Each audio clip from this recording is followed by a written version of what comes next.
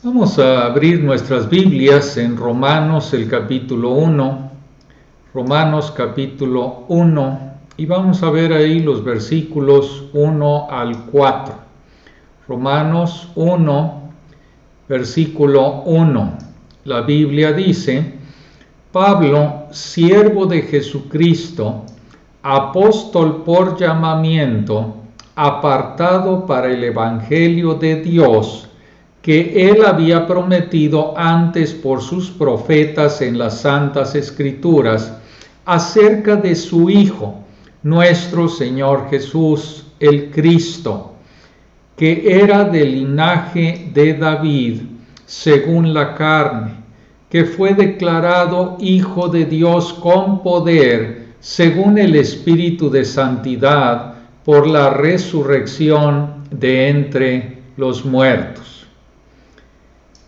El gran predicador británico Martyn Lloyd-Jones inició un sermón sobre la frase del versículo 1, el Evangelio de Dios, expresando su temor de que a menudo estemos tan familiarizados con ciertas palabras como Evangelio, o seamos tan académicos en nuestro acercamiento a ellas, que no nos emocionemos y nos conmovamos hasta lo más profundo de nuestro ser por la maravilla de todo esto. El Evangelio de Dios es el tema de Romanos, y Pablo lo describe en los versículos 2 al 4. Y espero que Dios use estos versículos para movernos a un amor más profundo por Él. Los primeros 7 versículos de Romanos son una oración larga, difícil de esquematizar en el texto griego. Pablo comienza identificándose a sí mismo. Luego describe lo que llama el Evangelio de Dios. Luego explica cómo ese Evangelio llega a las naciones gentiles a través del apostolado de Pablo. Y finalmente saluda a los santos en Roma. Anteriormente vimos que el Evangelio nos viene de Dios. Pablo no lo inventó. Dios originó el Evangelio. Y el Evangelio tiene que ver con Dios. Nos dice cómo podemos tener comunión con Él a través de su Hijo eterno, a quien Él envió.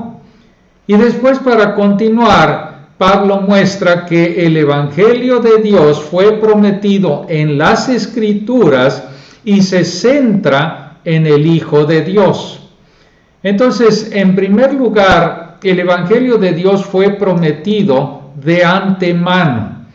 ¿Por qué Pablo comienza afirmando que el Evangelio de Dios es el que él había prometido antes por medio de sus profetas en las Santas Escrituras?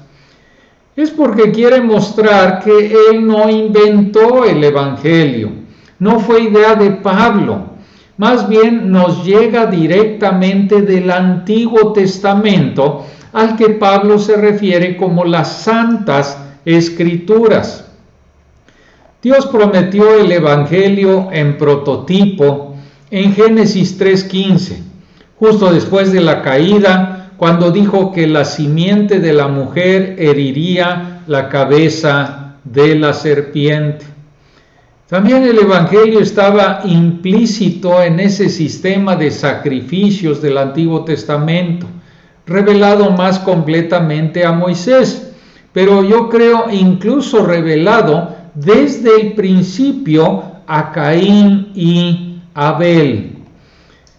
La paga de nuestro pecado es la muerte, pero Dios en su gracia aceptaría el sacrificio de sangre de un sustituto aceptable. Lo vemos de nuevo en Tipo, cuando Dios le dice a Abraham que sacrificara a su amado hijo Isaac. Dios intervino, por supuesto, para proveer el carnero en lugar de Isaac, pero él estaba mostrando lo que literalmente haría al enviar a su propio hijo como la ofrenda necesaria por nuestros pecados. Como Isaías 53 lo deja claro, Jesús es el Cordero de Dios que fue herido por nuestras transgresiones. El registro de los viajes misioneros de Pablo en el libro de los Hechos muestra que cuando hablaba a los judíos, razonaba con ellos a partir de las Escrituras, tratando de demostrar que Jesús es el Mesías prometido. Por ejemplo, en Hechos capítulo 13, después de resumir la historia del Antiguo Testamento hasta David, concluye: de la descendencia de éste, y conforme a la promesa, Dios levantó a Jesús por Salvador a Israel. En Hechos 17 leemos con referencia a la visita de Pablo a Tesalónica, y Pablo, como acostumbraba, fue a ellos, y durante 3 días de reposo discutió con ellos, declarando y exponiendo por medio de las Escrituras que era necesario que el Cristo padeciese y resucitase de los muertos, y que Jesús, a quien yo os anuncio, decía Pablo, es el Cristo. Es importante ver que los apóstoles no inventaron el Evangelio. Viene a nosotros de las promesas de Dios a través de sus profetas, como se revela en todo el Antiguo Testamento. Pablo pudo haber usado la palabra santo para describir las Escrituras, porque algunos de sus críticos lo acusaron de promover el libertinaje bajo la bandera de la gracia.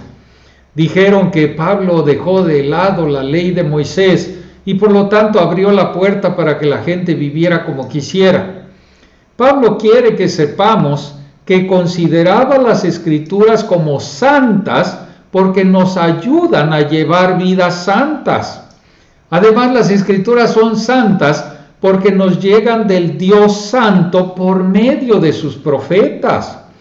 Pablo tenía el mayor respeto por las Escrituras. El mensaje de Pablo, el Evangelio de Dios, estaba en línea y en cumplimiento de las Sagradas Escrituras. En lugar de anular las Escrituras, vio a Jesús cumpliéndolas. Otros 2 pensamientos aquí.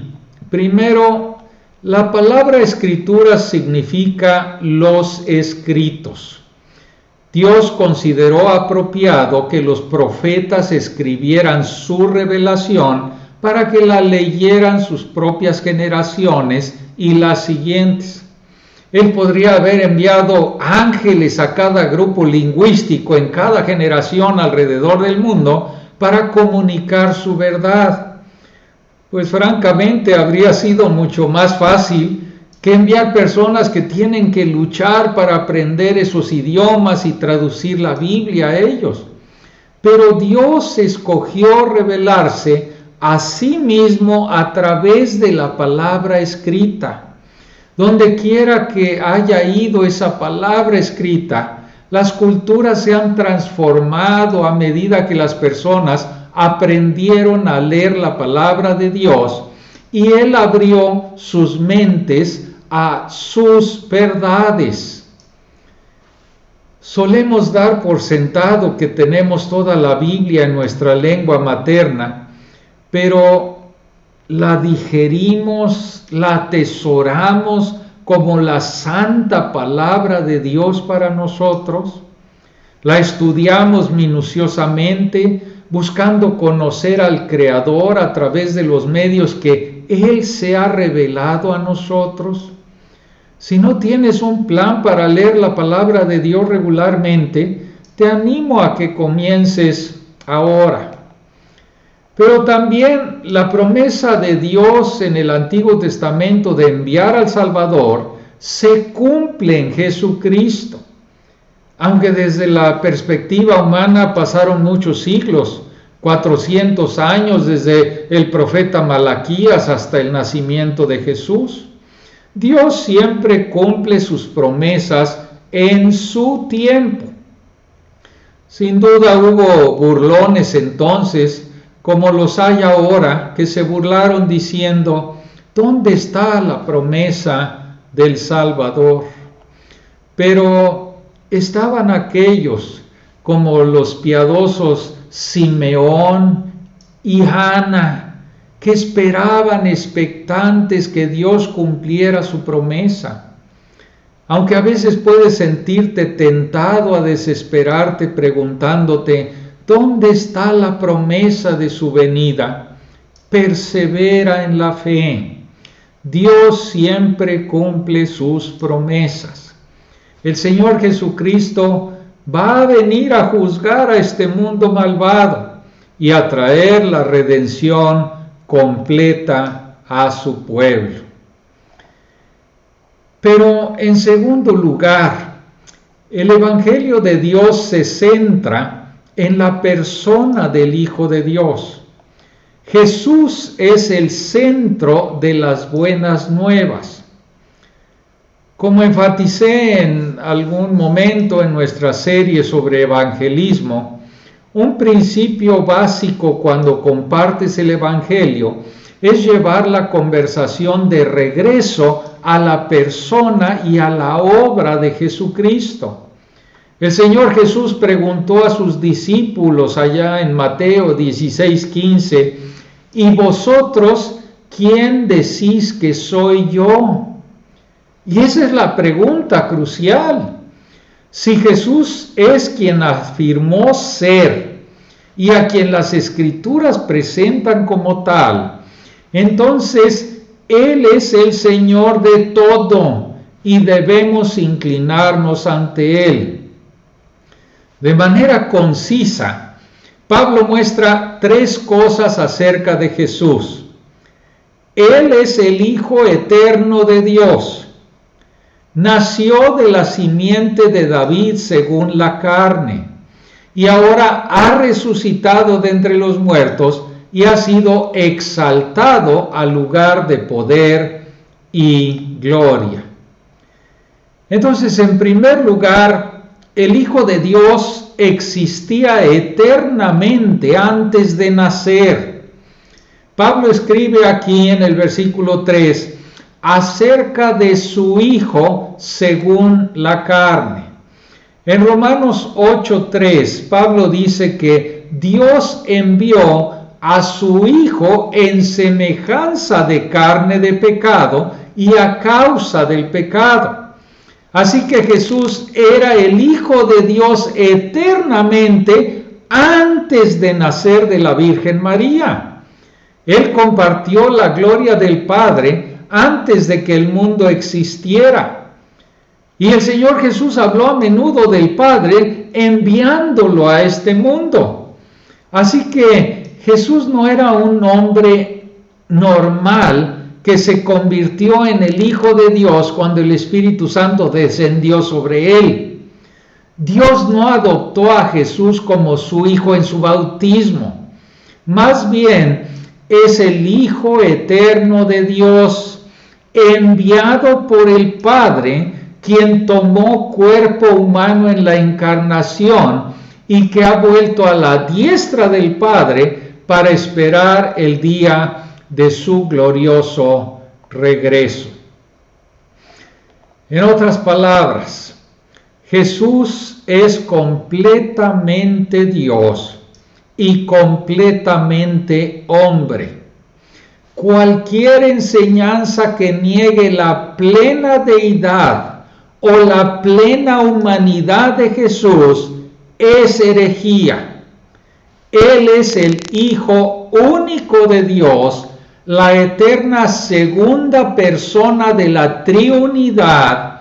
Así que cuando los escritores del Nuevo Testamento se refieren a Jesús como el Hijo de Dios, están afirmando que Jesús es Dios.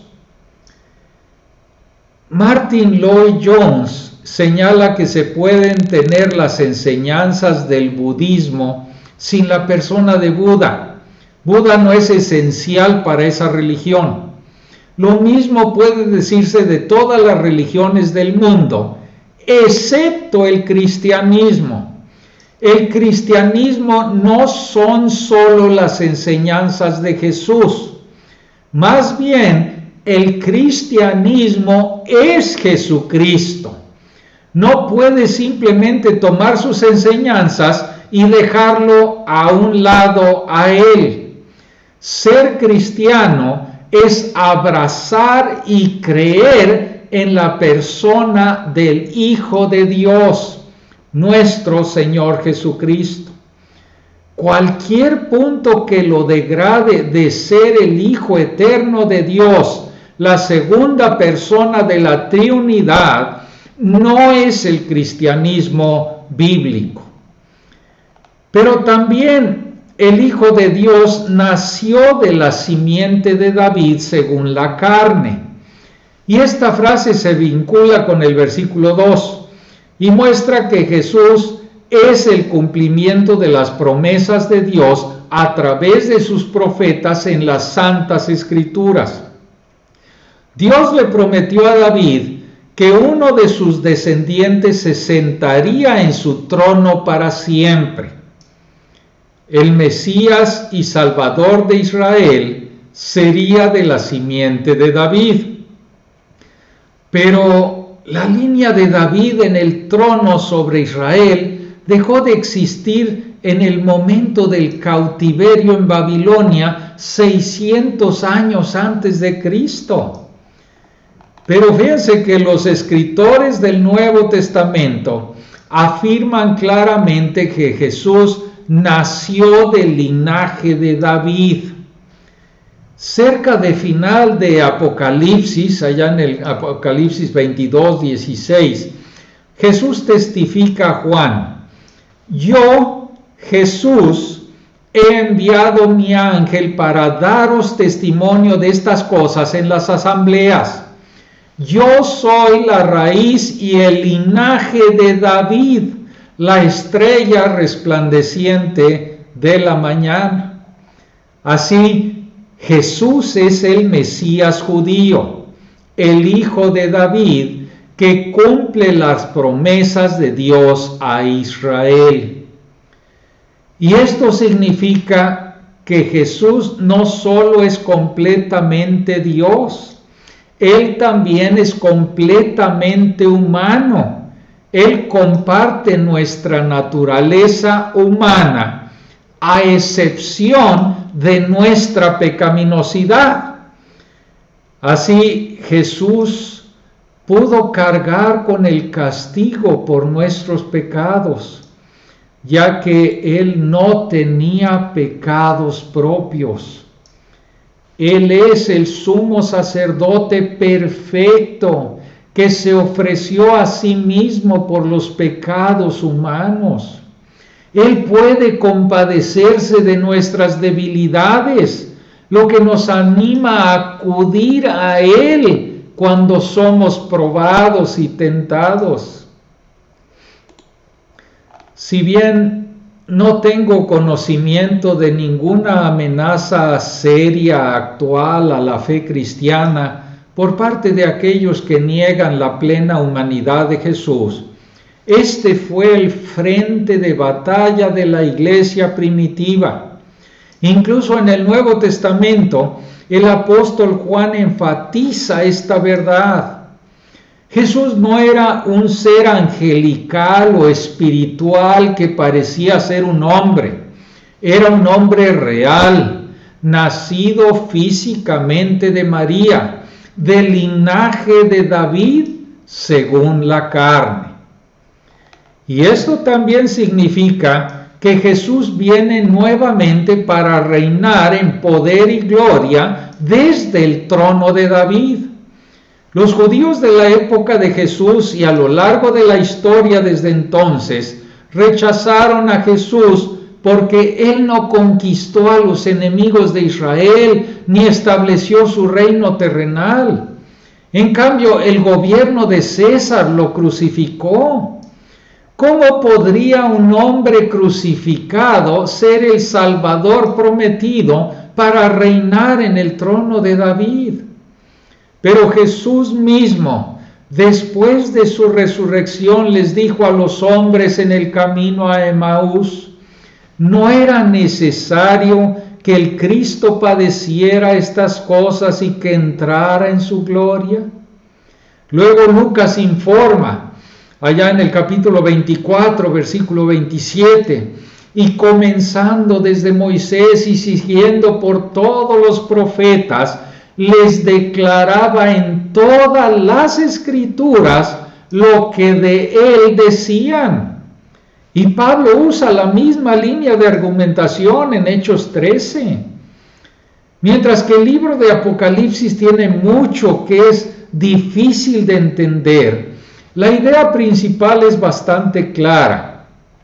El Señor Jesucristo resucitado viene nuevamente en poder y gloria para juzgar la tierra y reinar en justicia. Será mejor que estés de su lado antes de que Él venga.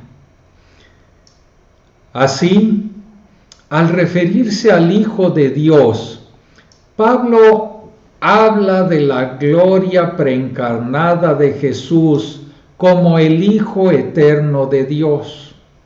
Al referirse a Jesús como nacido de la descendencia de David según la carne, mira a su humildad terrenal, nacido de la Virgen María en un humilde pesebre. Como hombre, fue rechazado por Israel y crucificado por los orgullosos líderes judíos. Pero entonces Pablo vuelve a la gloria de Jesús.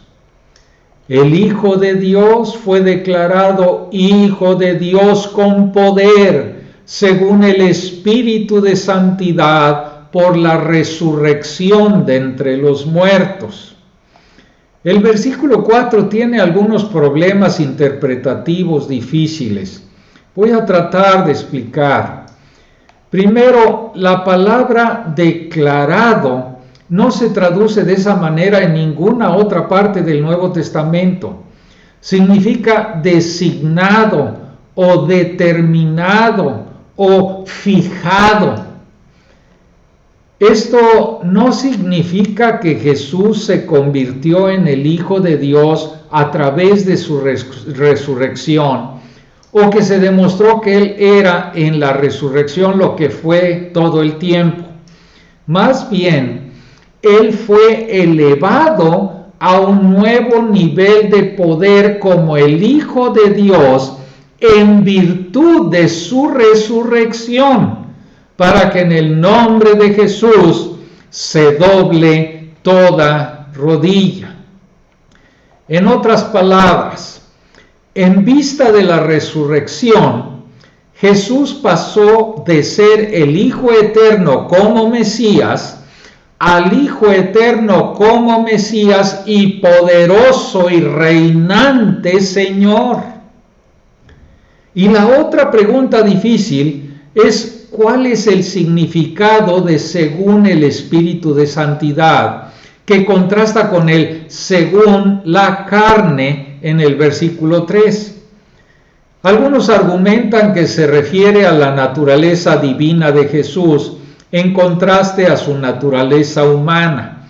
O algunos dicen que se refiere al espíritu humano santo y obediente de Jesús, que vivió siempre para hacer la voluntad del Padre.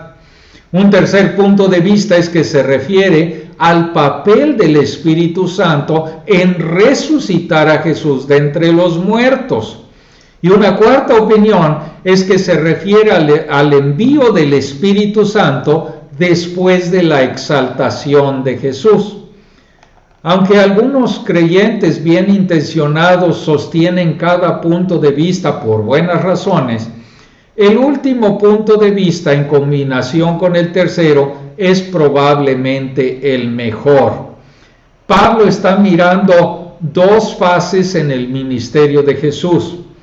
Según la carne, como descendiente de David, Jesús vivió en humildad con su gloria velada durante su ministerio terrenal. Pero en virtud de su resurrección de entre los muertos y exaltación en lo alto, Jesús inaugura la nueva era del Espíritu Santo. Además, en la frase resurrección de entre los muertos, está implícito que la resurrección de Jesús garantiza nuestra futura resurrección. A mí se me hace interesante que en esta descripción inicial del Evangelio, Pablo no menciona explícitamente la muerte de Cristo, pero está implícitamente allí al mencionar su resurrección. El énfasis de Pablo parece estar en la exaltación y gloria de Cristo. Como escribe Everett Harrison, fue el valor infinito del Hijo lo que hizo posible su obra salvadora. Así, hemos visto que el Evangelio de Dios se centra en la persona de su Hijo, quien existió eternamente, nació de la simiente de David y fue designado Hijo de Dios con poder por su resurrección de entre los muertos, según el Espíritu de Santidad. Finalmente, el Hijo de Dios es nuestro Señor Jesús el Cristo, nuestro Señor Jesucristo. Esta frase resume los tres primeros puntos. Jesús se refiere a su humanidad, que Él nació del linaje de David de la Virgen María. Jesús era su nombre terrenal, que significa Yahvé salva. El ángel le dijo a José antes del nacimiento de Jesús: llamará su nombre Jesús, porque Él salvará a su pueblo de sus pecados. El Señor Jesús no vino principalmente para ayudarte a tener una vida plena, a tener una vida feliz o para alcanzar tu máximo potencial. El Señor Jesús vino a salvarte de tus pecados.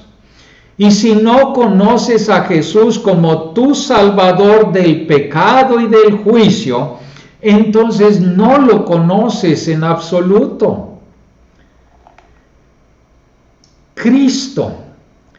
Cristo significa Mesías, ungido, y también señala a Jesús como el descendiente de David. Él es el ungido prometido por Dios, que reinará en el trono de David sobre el pueblo de Dios. Y como tal, cumplió todas las promesas de Dios en el Antiguo Testamento. Fíjense que Pablo usa el nombre de Cristo 379 veces de las 529 veces que aparece en el Nuevo Testamento. Aquí en Romanos lo cita el nombre de Cristo 65 veces. Cristo es un nombre para nuestro Señor. Pero Señor en griego podría usarse como un término de cortesía, pero también podría ser usado de Dios. Es la palabra que se usa para traducir el nombre divino Yahvé en el Antiguo Testamento griego. Entonces, cuando la iglesia primitiva adoptó la confesión Jesús es el Señor, claramente querían decir Jesús es el Señor Dios. Y a Pablo le encantaba usar la frase completa, nuestro Señor Jesucristo. Lo usa 68 veces en comparación con solamente 19 en el resto del Nuevo Testamento. Mateo 22 registra cómo Jesús preguntó a sus enemigos de quién es hijo el Cristo, de quién es hijo el Mesías. Y ellos respondieron correctamente, de David. Entonces Jesús dijo, entonces, ¿cómo David en el Espíritu le llama Señor diciendo, dijo el Señor a mi Señor, siéntate a mi diestra hasta que ponga a tus enemigos por estrado de tus pies? Pues si David le llama Señor, ¿cómo es su hijo? Jesús les estaba mostrando que su visión del Mesías era inadecuada. Simplemente pensaron en él como el hijo de David. Pero en el Salmo 110, David lo llama Señor, lo que significa que Jesucristo es Dios. Fíjense que es una tontería.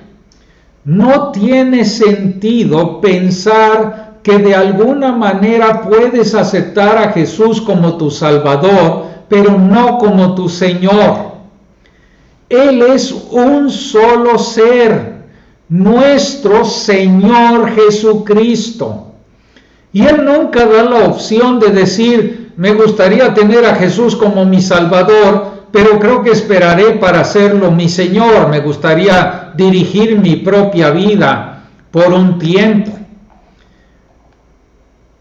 Aunque a veces William Barclay tiene algunas opiniones extrañas, al menos acertó cuando dijo, ahora está claro lo que un hombre debe querer decir cuando llama a Jesús Señor, o cuando habla del Señor Jesús, o del Señor Jesucristo.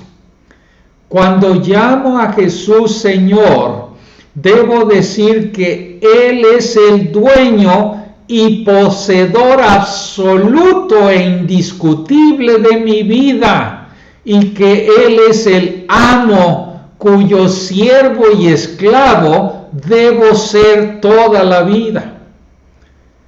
Cuando llamo a Jesús Señor, debe significar que pienso en Él como la cabeza de esa gran familia en el cielo y en la tierra, de la cual Dios es el Padre y de la cual yo, a través de Él, he sido hecho miembro. Cuando llamo a Jesús Señor, debería significar que pienso en Él como la ayuda de los desvalidos y el guardián de aquellos que no tienen a nadie que los proteja.